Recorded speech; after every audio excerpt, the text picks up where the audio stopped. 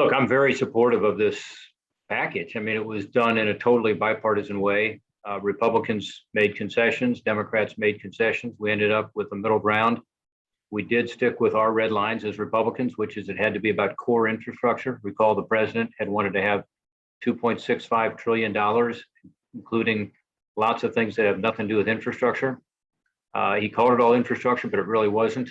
Ours is less than $1 trillion, sort of apples to apples comparison, and it's focused on core infrastructure, roads and bridges and highways and ports and those sorts of things. So I'm pleased about that. I'm also pleased that it doesn't have any tax increases in it because the president had over $2 trillion of tax increases, and ours does not have any tax increases, income tax or corporate tax for individuals or corporations. That is. So I think that's important because you don't want to hurt the economy right now as we're trying to get out of this pandemic and get back on our feet.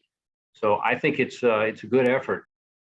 My hope is that we'll still get this done. It's really good for America. I mean, our infrastructure is in bad shape. Everybody who analyzes it says that. Remember that it was President Trump, a Republican, who had a $2 trillion infrastructure package. Others through the years have been proposing infrastructure, including President Biden in his campaign. So it's about time to get it done.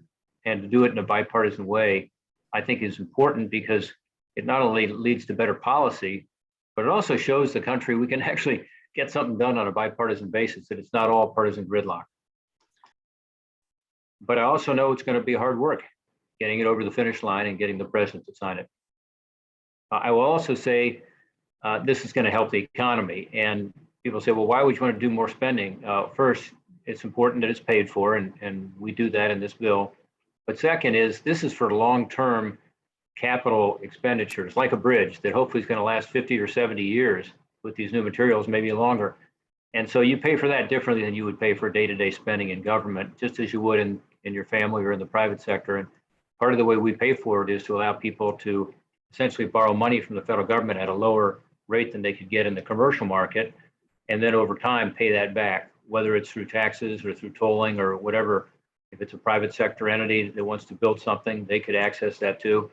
So we acknowledge that we need to fix up our infrastructure. There's a lot of deferred maintenance out there, to say the least, and that's why this bill is so important.